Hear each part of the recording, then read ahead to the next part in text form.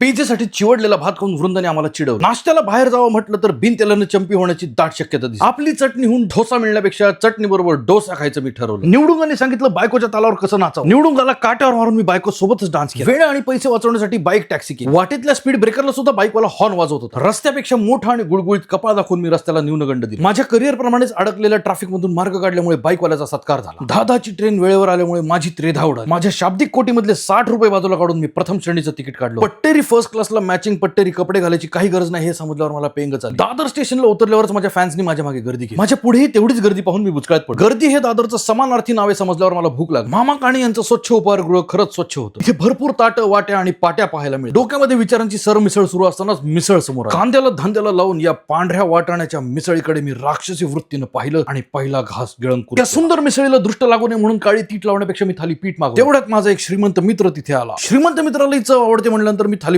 चोपायला सुरुवात केली. मित्राच्याच भरोशावर अळूवडी आणि वडा मागवला. अळूवडी ठीकच होती पण वडा वडा असा ऐकू आल्यामुळे मी वड्याला माझ्याकडे वाढला. हॉटेलमध्ये वडा ठेवायला ज्या हॉटेलनी सुरुवात केली मामा काणे उपहारगृहाचा वडा खूपच छान होता. एवढं सगळं खाऊश झाल्यानंतर आम्ही पियुष मागवलं. इथलं पियुष मुंबईतल्या सर्वोत्तम 3 मध्ये येऊ शकतं. बिल आलेल्या श्रीमंत मित्राचा अदृश्य फोन वाजला आणि बोलता बोलता तोही अदृश्य झाला. बिल भरून कर्तव्य दक्षता दाखवत मी ऑफिसात पोहोचलो आणि महत्वाच्या मुद्द्यांवरती प्रामाणिकपणे चिंतन करायला लागलो.